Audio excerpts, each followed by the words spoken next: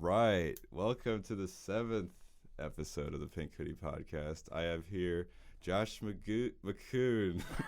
I fucked it up even though you told me about it. It's okay. It's okay. People have been getting it wrong for ages, and they're going to keep getting it wrong, so it's okay. Sorry about that. It's all good, man. So you're part of the Lancaster Improv Players. Yeah, man. I'm one of the co-founders of it, along with Austin Riddle, Henry Wagner, and Bill DeWan. We started it about 4 years ago. Oh, yeah. And, yeah, we're getting ready to open in August, and we're super excited. Sweet. Yeah. Hashtag Free Gato. Free Gato, yeah. Was one of Former members, yeah. Former members. Yeah. It's it's going really well. We got the opening weekends August 10th. We've been building up the theater the last couple weeks. We just put in the furniture in there this last weekend, and it's starting to look good. I'm excited. Yeah, I can't wait. Nice. Yeah. I did some improv at Slippery Rock. That was an interesting time. What was your group's name? Rock'em Sock'em Improv. That's fantastic on so many levels. Really... That's one of my favorite team names that I've heard, actually. Really? Yeah. Well, because Millersville was Improv Molotov. The one that they have at Drexel is my all-time favorite name, though. They're the Drexel football team. Yeah. That's pretty good. I love that team name, but Rock'em Sock'em's Improv. Okay. Yeah. What was the style of stuff that you guys did there? We just did like a lot of games and like we tried like long form improv, but that always went horribly. Did anyone actually know how to do it, or was it just like we'll figure it out as we go? Almost everyone was like the first time doing improv. Oh man. Okay, then yeah, I could see how that would happen. And there was like two people who like been doing it for a while, and they're like, Jesus, like. None of us. I was like, sorry, I don't know how to talk for like 8 minutes. That's it's more than just that, but yeah. I mean, like I see what you mean. Like if you don't have anybody who like really solidly knows how to do it, it can be tough. I teach it to kids out in Bucks County too. I got 2 classes right now where it's like 6th through 9th graders, and then I have an adult level class that's right after. And it's supposed to be all long form, and some of the kids are like really struggling. Some of them are really, really good at it, but there's some kids who are just like the whole time, like just completely blank on it. So did you have improv in your high school? No, we didn't. I didn't get involved in theater until my senior year when we had the talent show that year. And I was like, okay, the movie The Hangover had just come out, and I knew how to play piano, so I played the Tiger song. But I was told I had to censor myself for it. At the end where it's like, but if we're murdered by crystal meth tweakers, I was supposed to change that to if we're murdered by crazy math teachers. They didn't have a problem. That's pretty funny too. They didn't have a problem with me saying, well, then we're shit out of luck. They had the problem with the idea of crystal meth at my high school in suburbia. That's what they were worried about. But I did that, and then my high school English teacher set pretty much like all the girls who were cast in the musical to like try to recruit me to be in it. And after like a month, I like gave in and I decided, yeah, I'll do it, and I loved it. And after that, I was like, okay, I want to try some theater stuff. Sweet. Got here to Millersville, saw they had an improv troupe, and I'm like, yup, I want to do that. Nice. And that's how I got started. So Sweet. It's fun, yeah. I thought about doing the theater in senior year of high school too, but then there was this kid named Derek who was like so good at like theater. He just like moved here, and I was like, fuck, I'm not gonna be able to beat Derek. What was the musical, or what was the show? I think it was like some Sherlock Holmes related.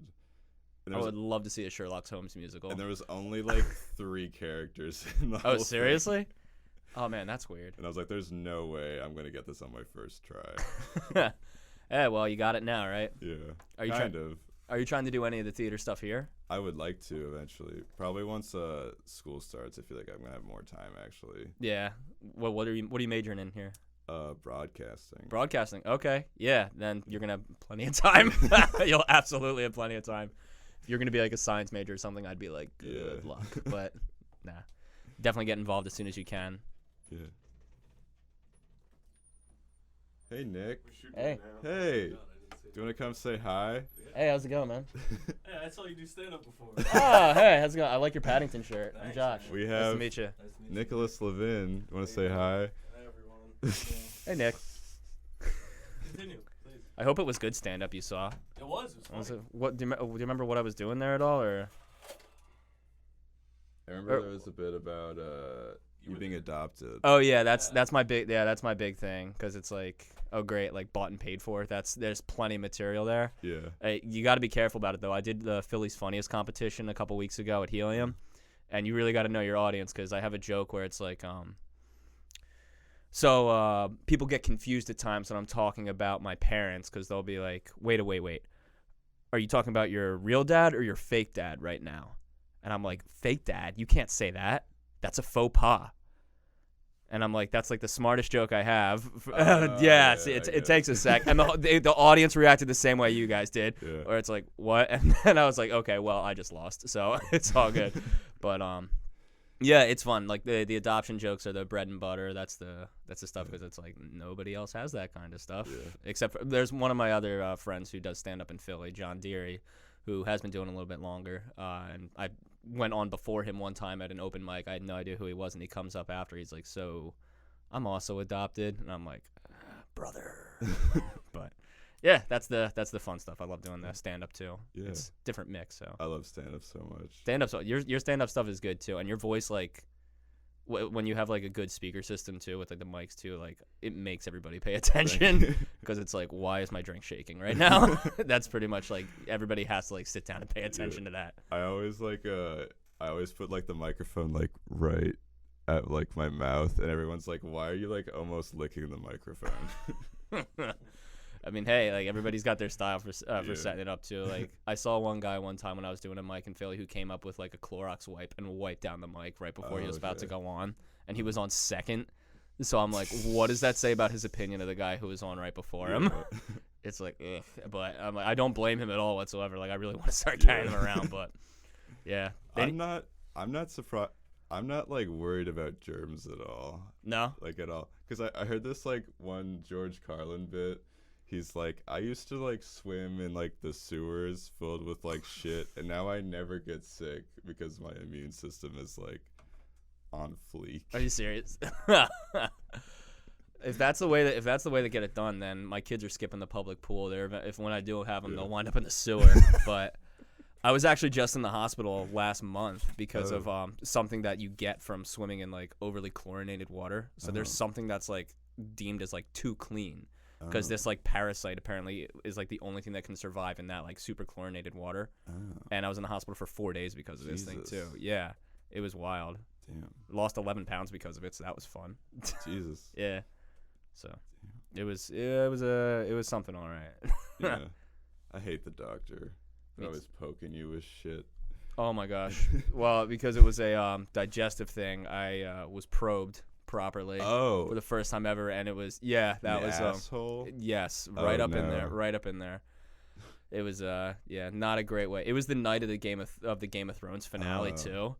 And did they have it on in the background, like on mute?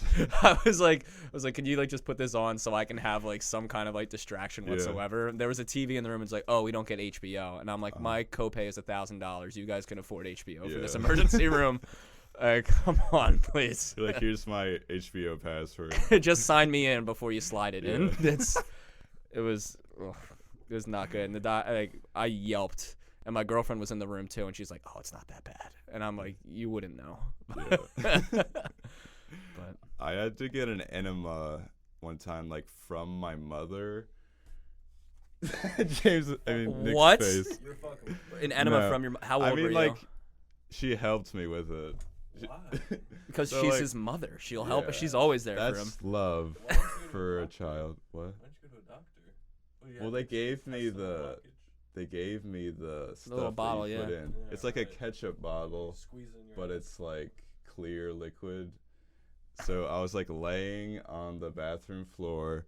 I'm naked, and then my mom just like squeezed the ketchup thing like into my asshole. And then like it like doesn't stay in, and it like comes back out. Well, yeah, That's the point. you got to angle. You got to angle up a little bit to let it like soak, or so I'm told. And then you let it all out. I feel like I should have been like laying like on my stomach, but I was like in the fetal position while my mom was just like squirting away. I don't think there's like a good position to be in when something's getting squirted in you. I don't think like the pose that you're in is gonna like make it any better whatsoever. Like fetal position is just a natural one, but there's no like downward facing dog. Downward. Oh my gosh. Just holding a plank the whole time. Yeah. Get a good workout in while you're at it. Yeah. Oh, that's brutal. Speaking about when we talked about the doctor's poking you with things. Yeah. I thought I had a latex allergy because at work I'd have wear like latex gloves, but they were like had powder on it. Yeah. And my dad was like, "Oh, you have a latex allergy," and then was that his method of the talk to try to like get you to stop? Was that like his plan? I don't know. The talk was not very informative. It was like, so when you get married, you put a penis in a vagina, and that's. He told me that sex was the probably the most exciting thing you'll ever do with your life. And wow. That's when I realized my dad's life is pretty Oh man. That's true though. That's gosh. I don't think I don't remember a moment like ever getting the talk. Yeah. I remember I was in 7th grade and we had like health and phys ed class and we were just getting health and my parents were like, "Oh, what'd you learn in school today?" I was like, "Well, we started our health class." And I remember my dad just like looking at my mom going like, "Okay, we're off the hook." Pretty much. Just like that was the look that they got, but I can't wait to give my future son the talk. It's gonna blow his mind. What are your key selling points that you're gonna have there? I'm gonna be like, it's the most important thing you'll ever do. And the cycle continues. You can never break free. Oh my god. Just like build it up so much in his mind, and then he's gonna be ultimately disappointed. Just so let down. This is the most important thing you're going to do. I can't believe that's a level of confidence that your dad had for your life right there too. It's like, this is the most important thing. Yeah. I wonder if that's what he said to my brother. He's like very like, he's more successful than I am. What does your brother do? He's in finance. Oh, okay. Yeah. Well, yeah. He was like, this is probably the 5th most exciting thing you'll ever do. It's like, but for Tyler, it's definitely going to be number 1. Just remember, diversify your portfolio. Yeah. Oh, man, that's funny. I don't want to like shit on my brother. I love you, Josh. He's never going to watch this. But like, he's almost 25, and he's never kissed anybody. And I'm kind of worried about him. Well, one of my buddies, his brothers, was like that too. He was saving his kiss for his wedding day. Oh no. Yeah, I mean, he got married. He got married, so I mean, like, he eventually got it. But like, okay, that'd be so much pressure, I would think. Yeah. Like, I watched an episode of The Virgin Diaries, and like they saved their first kiss for their marriage.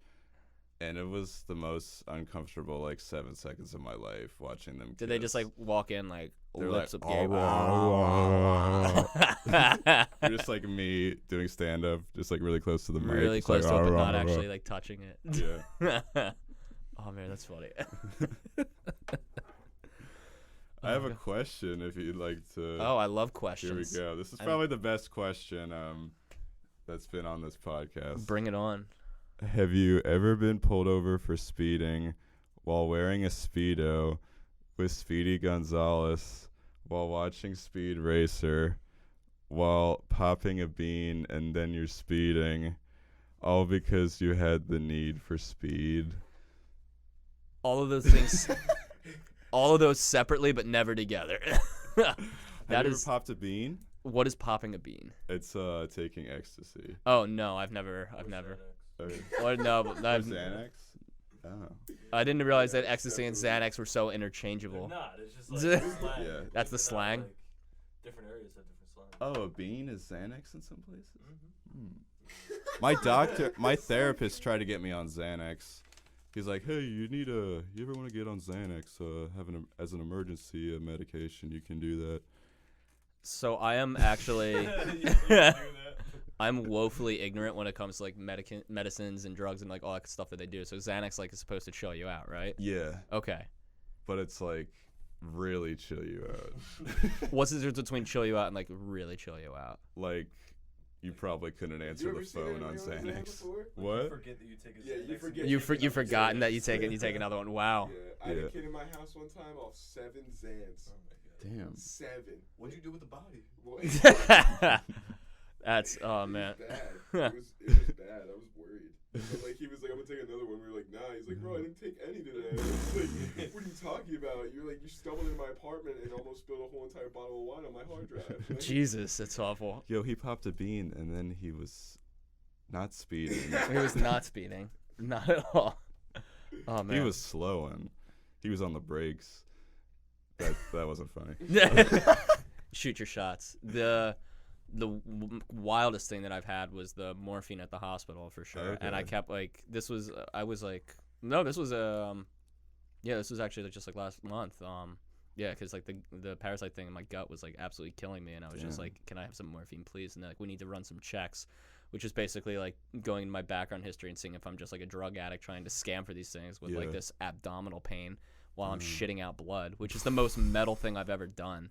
But they finally give me the morphine, and they're like, okay, we're gonna give you some melatonin too, so you can sleep. And it, like the combination of those two, and not being able to sleep though because of the pain, staying up was like the most. That was the trippiest moment of my life. Having melatonin, not being able to sleep, combined with morphine on top of it, and that was. I don't recommend it, but if you're in the hospital, that's what you should ask for. I've tried Oxycontin, and that wasn't very fun. I had that from kidney stones ages ago, and that'll mess you up. Yeah. That's. I was watching SNL while I was on it, and I told my friend Brendan, I was like, if I don't laugh for like a while, it's probably mean I can't breathe. That's a good like, not safety word, but like, checkpoint to make sure that you're good. That's scary. My God. Yeah, Oxycontin and Vicodin, they put me on those for kidney stones when I was like 17 because apparently I have like the intestines of a 75-year-old man. Oh. But yeah, it was those were I had to give a presentation in my history class in high school while I had those for the stones, and I was like dressed up like a judge because we were supposed to be the Supreme Court. I was just like waving this gavel around, going like absolutely crazy. We somehow got an A, but one of the guys who was presented with me is one of my roommates now, and he's just like, yeah, we were legitimately scared for you when we were giving that presentation. So it's scary stuff. I bought the Oxycontin from a RA at Slippery Rock. Oh my gosh. I won't say it was. No, I mean, ruin this man's career. It was actually a lady. Oh, was it?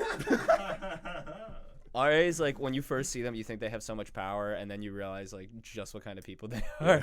One of the RAs that I had when I was here at Millersville in Bard, he was having a... lived in Bard? Yeah, I lived in Bard. I lived in Bard for a summer. Where in Bard did you live? Were you... second floor. That was... I was third floor. I was, like, tucked in the corner. And when I was there, they... he was trying to call a hall meeting one time, and there was this one door that like someone wasn't answering, so he just knocks on the door and opens it up, and he slams it super quick, and he's like, "Hey, all I saw was flesh," and like we're like, okay, what happened? Like 2 minutes later, a girl walks out, and then the two roommates come out immediately afterwards, and so pretty much the consensus was for the rest of that year that they had tag teamed this poor girl during a hall meeting. And so yeah, whenever I saw that girl on campus, I just kept thinking, all I see is flesh. So. But yeah, that was the RA experience. That was the RA experience there. I was like really good friends with like two of my RAs. Like one of them just like let us like drink in the dorms basically the whole year. Like he wanted to act like tough, but like he never like cracked down on any of us, which is good. We had one who there was a guy who was like legitimately afraid of my roommate. Too. That was my sophomore year over in Gilbert, actually. It was Gilbert. You're on a good path, man. You're first floor. I was third floor again. I was always on the third floor. Would you like any nicotine gum? Can you blow bubbles with it? We'll try on air. Is that really nicotine gum? Yeah. Does it get you buzzed? Not really. What's the point? You're just chewing gum at this point. No, it takes away the urge to smoke, according to Nicorette. Has Nicorette lied? Does it work? Let's see what it says on the back. Spearmint burst. Do you taste the spearmint in here?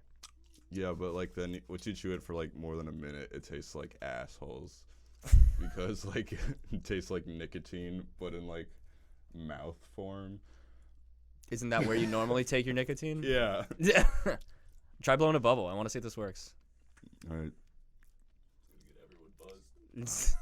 The bubble pops. Everybody just immediately has to, like, I need to take a 15-minute break. My head's spinning now. So he's trying. I can't do it. You can't do it?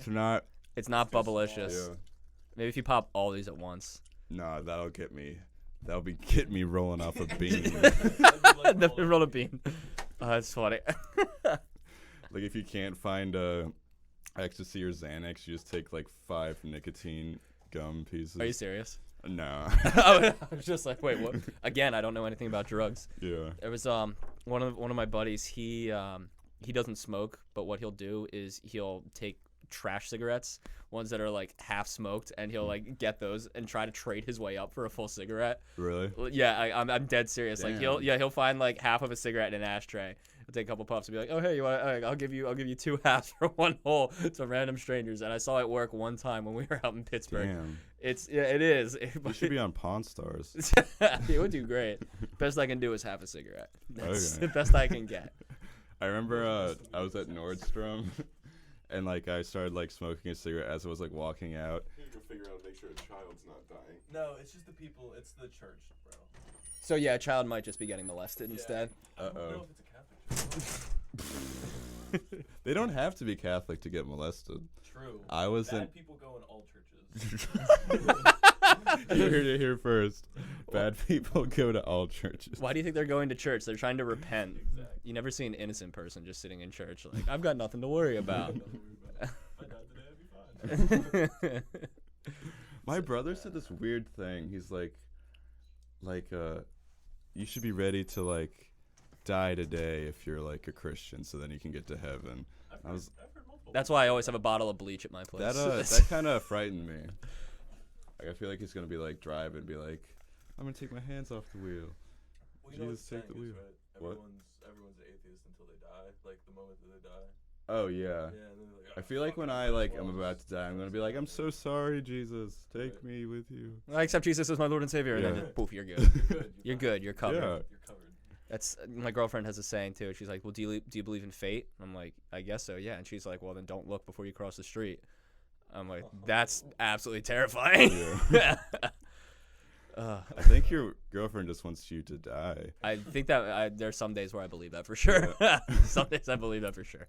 Does she also do improv? No, she's actually she is really funny. She's she's a funny enhancer actually. So like I'll Okay. run a lot of my like not obviously don't do jokes in improv, but when I'm doing stand up, like she'll come with me to the shows and I'll run stuff by her.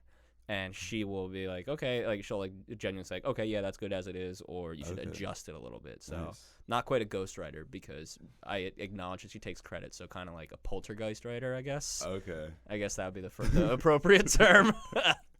I don't know if this has like been said before, but I had like an idea of a joke that like the Bible was ghost written by the Holy Spirit. I don't know. I don't know if anyone's ever said that before. I like that But, though. yeah, I like that. Yeah. That's funny.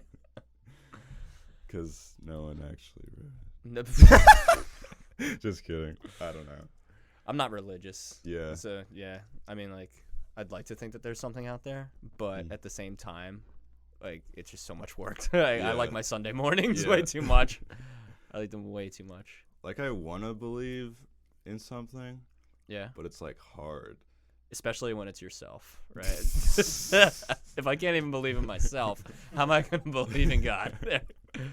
That's not my joke. I can't take credit for that, but I heard this other joke that was really funny. Yeah. I think Joe DeRosa said it. yeah. He was like, Jesus died for my sins. I didn't ask him to.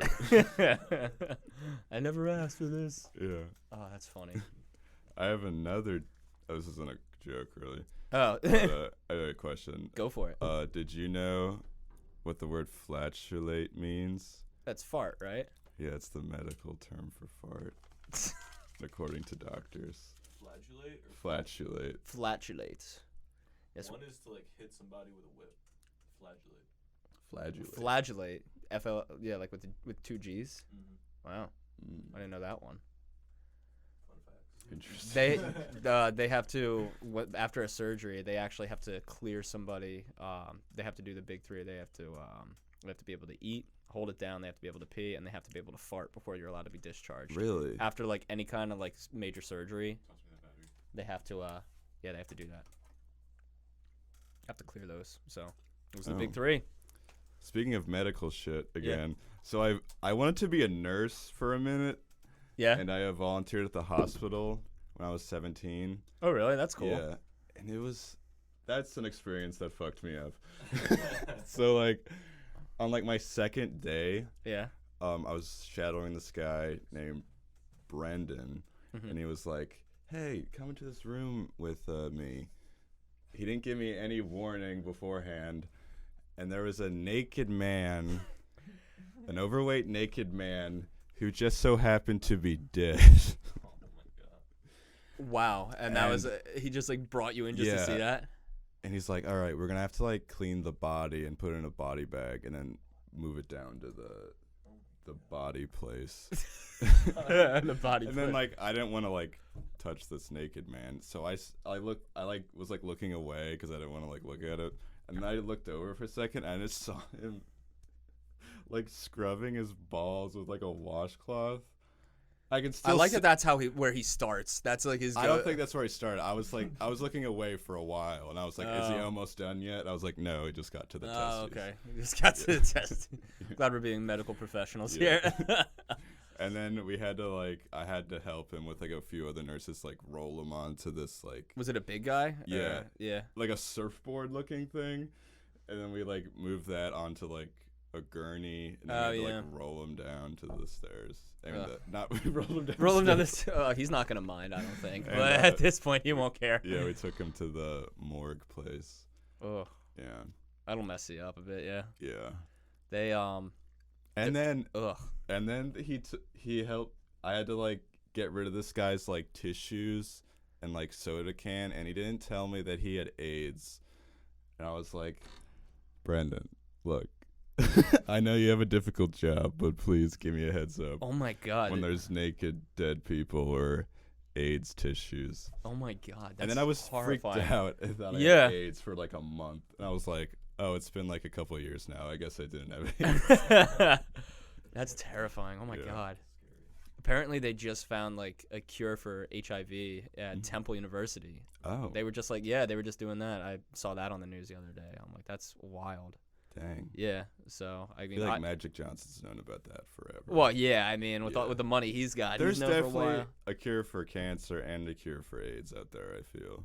I feel like I mean, like they got like treatments that work. I don't know if if it's the whole like government holding back on it so people can Yeah. make more money. That's Yeah. I want to believe that people are better than that. Like that's something I would really hope that like if someone found it, like word would get out. I would really, really hope so. But I Yeah. mean, if that were to happen, that would be like top 10 like most messed up things that people have Yeah. ever done. But And number 9 would be the fake moon landing. oh, absolutely. Oh my god. I think that's our time today. Oh, very cool. Yes. Thank you, Josh. Awesome. Thanks for coming. having me, man. I think this was a really good episode. This was Thank fun. you. Yeah, this is a good time. A lot of laughs. I'll see you around, man. Yeah. Stay tuned for episode 8. Only a couple more episodes this season. We'll see you soon. Adios.